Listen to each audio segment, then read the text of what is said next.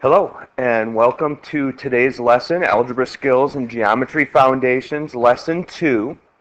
Okay, our essential learning goals for today is by the end of this lesson, you will be able to name and label an angle, measure and create an angle using a protractor, recognize and label congruent angles, and define and label an angle bisector.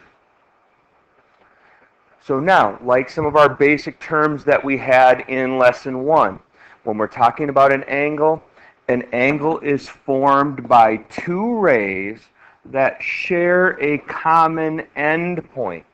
Okay, so we have to remember, rays have a starting point and they go off in a direction. So when we look at this diagram that we have, our first ray would be BA. Our second ray is BC. Okay, they are starting at the end point of B. So when we put those two together to make the angle, the common term, the common point of B needs to be in the middle of your angle name. Okay, that is the most important part, and it's the one thing that we see on homework and on tests that students make that mistake so often. Okay, we have to remember whenever we're naming an angle, identify that common point in the middle, and it makes sense if we're looking at an angle that we either want to name it in a counterclockwise fashion or name it in a clockwise fashion. If you do that, you will always name it correctly. If you start out in the ray with C, go to the common point B and then A. That's one way to name our angle, CBA. Or if we want to go counterclockwise, starting at A, out in the ray end of the angle, coming into the shared point B and then out to C, that would be our second way to name an angle. So there are always multiple ways to name angles, especially when you're given all of the points that you're able to work through and find the specific name. Okay, so when we talk about the vertex, okay, the vertex is the common endpoint of the two rays that create the angle. So when we're talking about the sides, we actually talked about those a little bit already. We're naming those. They have to start with B. Okay, that is the shared endpoint. And then the rays go in the direction of A, and they go in the direction of C. Had to fudge that one a little bit there. Okay, now, when we're dealing with angle measures, okay, the measuring of an angle, the one thing you always want to do in the homework, because we see this a lot overall, is you're trying to find an angle measure based on some rule, and you forget the idea of acute, obtuse, or right. Okay, an acute angle is an angle that is less than 90 degrees. So everything really kind of pivots on what we see as the right angle. Okay, so you're always wanting to compare to a right angle, which if we're looking at our protractor up here, a right angle starting at the center point, okay, here's my 0 degree mark. A right angle is a 90 degree angle. Anything that is an acute angle is less than 90 degrees. So it's going to have that smaller point on it. Any obtuse angle is something that is greater than 90 degrees. So as you work through this entire semester, always estimate in your mind and see if your answer makes sense. If you get an answer of 120 degrees, and we're talking about an acute angle, then you know something's wrong. Try to work your way through, find and fix the mistake. If you find an angle measure and it comes up as 60, but it's supposed to be an obtuse angle. You know that 60 degrees is wrong for an obtuse angle. Try to work your way through, find and fix that mistake, because there's a small mistake that happens somewhere to make that happen. Okay, now, when we measure angles, okay, we can see angle number 1, okay, classify it in your mind right now. Is this angle acute, right, or obtuse? Okay, since it is bigger than the 90-degree angle, okay, I'm going to put in an estimated 90-degree angle piece here. Okay, so we can see that a 90 would be right there. We know it's bigger than 90. We know it's obtuse, so our answer has to be bigger than 90 when we do our measurement. One thing you can always use to help yourself do a really good estimation is a corner of a piece of paper. A corner of a piece of paper is a 90-degree angle. So you can use that when we're talking about obtuse and acute.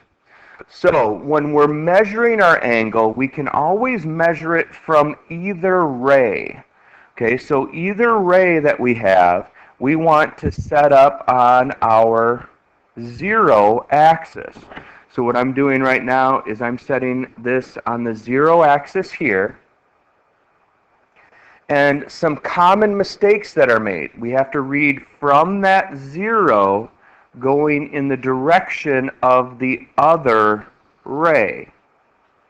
So in this situation, there's always 2 scales on a protractor when we're reading for an angle measure. So what we want to understand is this angle we know is greater than 90 degrees.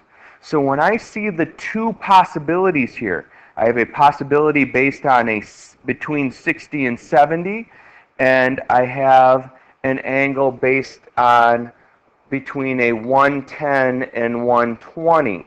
Okay, and in this case, we want to use the 110, 120 because we know that it's a greater than 90 angle. Okay, so we've got 110 plus 1, 2, 3. You know, it looks about either 3 or 4. So when we're measuring angles, we can't always be perfect and precise when we're doing our measurement. So you do have a little bit of room for error. So we would say the measure of this angle equals, and in this case we could say 113, 114. You know, it doesn't look like it's as small as 112. So you have some options when we're talking about the measurement of an angle. Now, what's the other way that I could measure this angle? I could measure this angle setting the 0 axis on the other ray.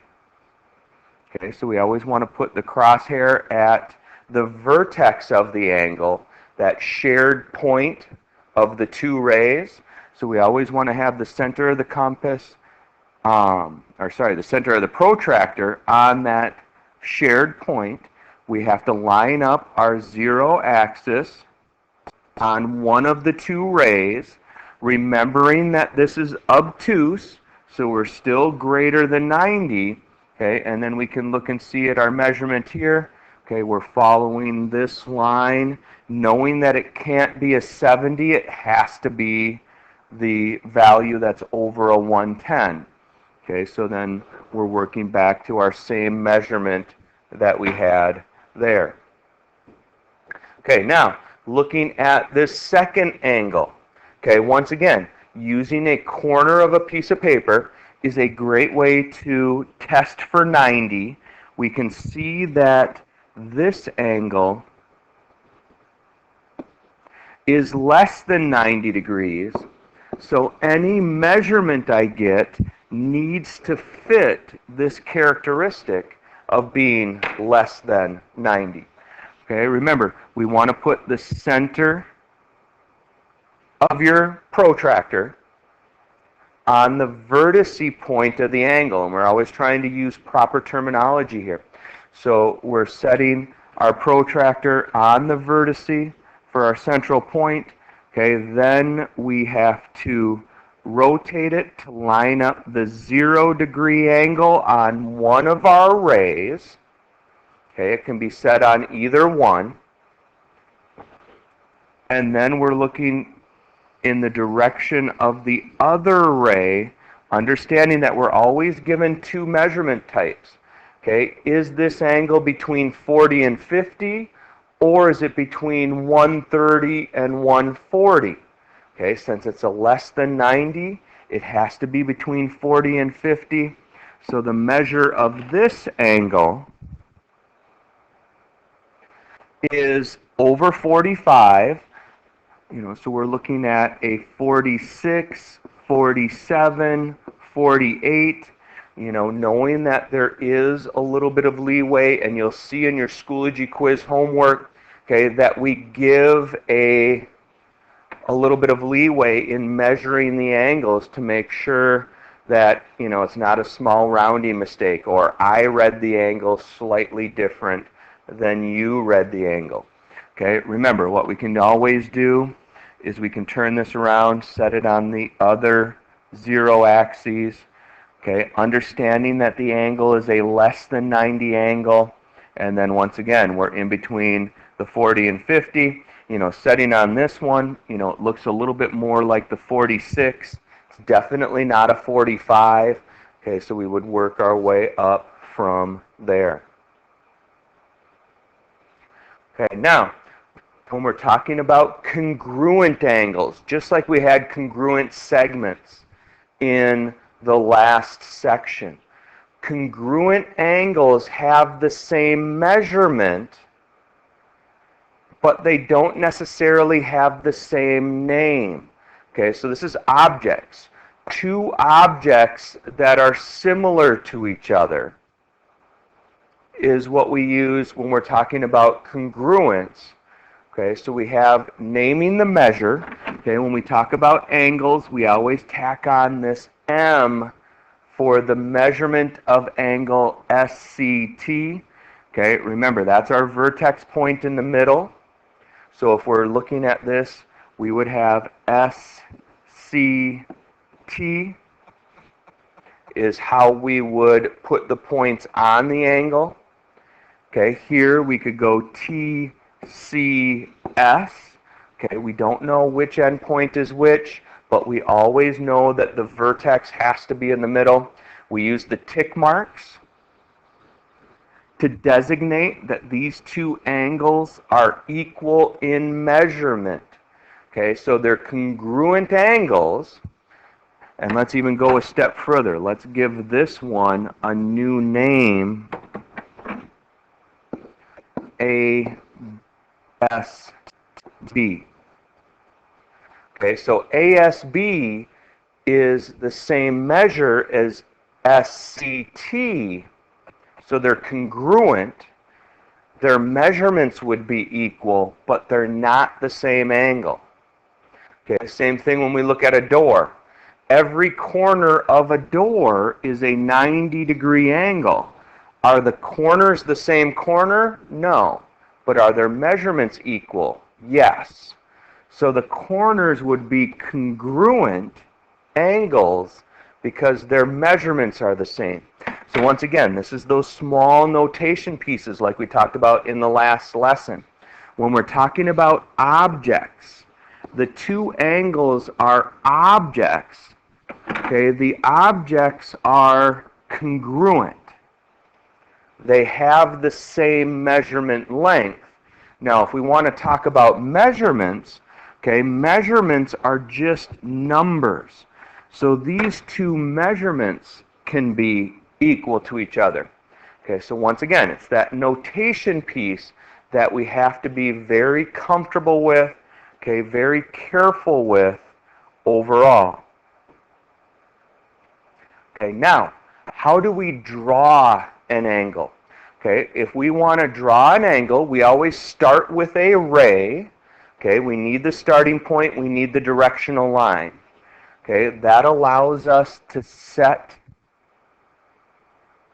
our compass on that ray. We center the compass at the vertex point, and if I want to draw a 40-degree angle, okay, remember it's acute, so it's smaller than 90. Okay, so here's my 90-degree angle. I need an acute 40-degree angle. So what I would do is, going from the 0, I'm going to count up on this inner scale to find the 40. The 40 lines up with the 140, so I'm going to put a point at that spot. So now I have my other directional point that I can draw from the vertex. And what you can do is you can use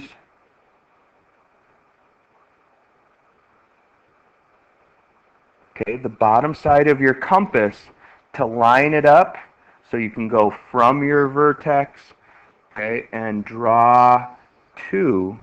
Okay, now I made one common mistake here. Trying to connect these 2 points. Do you notice that I was using the center here instead of the bottom line? We want to be careful with that. If we're going to connect points and just draw a line, we would want to use the bottom line of our protractor and then draw through from there. And now we have just drawn a 40-degree angle. So you're always starting with your first vertex ray segment. So my vertex is B. This first ray goes off in the direction of A.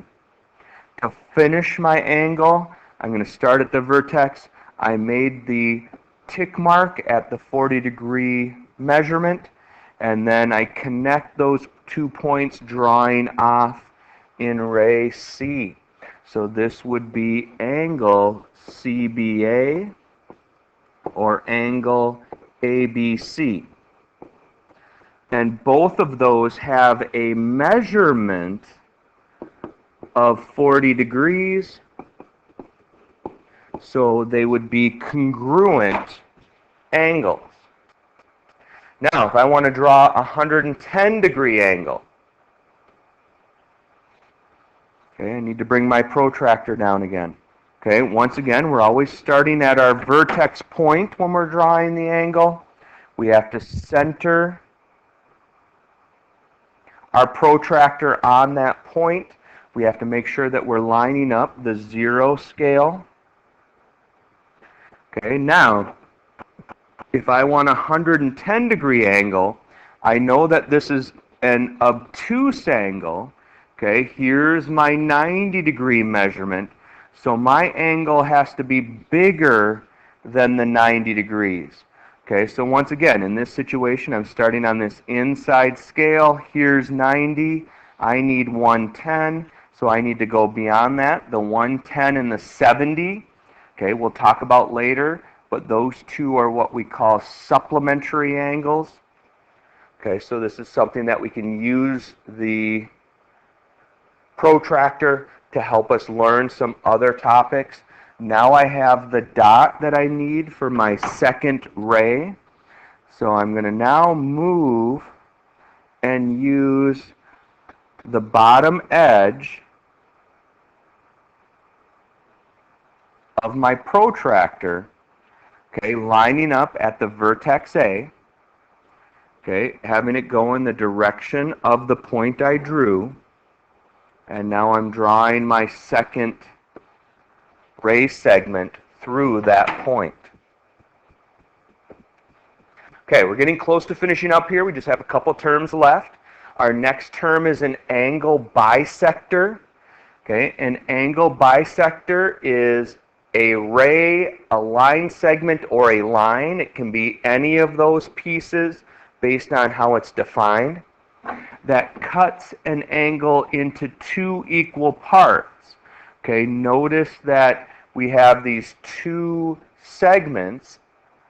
MAT is going to be congruent to TAH overall. So when we look at our congruent segments, we're talking about congruent angles. So we've got angle MAT, always putting the vertex in the middle, is congruent to angle TAH. Okay, once again, putting the vertex in the middle. If they're congruent, remember what that means. They're congruent because the measurements of MAT are equal to the measurement of TAH. Okay, and then when we talk about completing the following sentence, okay, if something is a bisector, we're going to list that first. Okay, our ray AT, because remember, it starts at A, goes in the direction of T. So ray AT bisects the angle MAH. Okay, we're talking about the whole angle here. The bisector is what's cutting it in half. Okay, now, one of our last pieces here is how do we name angles in a larger picture? So this picture has a lot of points involved, and I need to name angle 1 and angle 2. Okay, I have a couple ways of doing that. The one thing I can't do is just label it angle K. The problem with angle K is angle K does not give us enough information. It's not telling us that we're dealing with angle 1, which is an acute angle. We're not dealing with angle 2, which is obtuse. Okay, so K doesn't tell us which one we're dealing with. We can use a single letter if that's the only letter in the entire diagram. So in this picture, we could call this angle A because it is a single angle picture with one letter. If we have a multiple angle picture, what we have to do is we have to use the 3 letters to name it. So for angle 1, we've got 2 options. We can label it angle JKM. We can label it angle MKJ, remembering that vertex point, okay, that shared point of the 2 rays has to be in the middle. The same thing with angle 2. Okay, angle 2 can be angle MKL,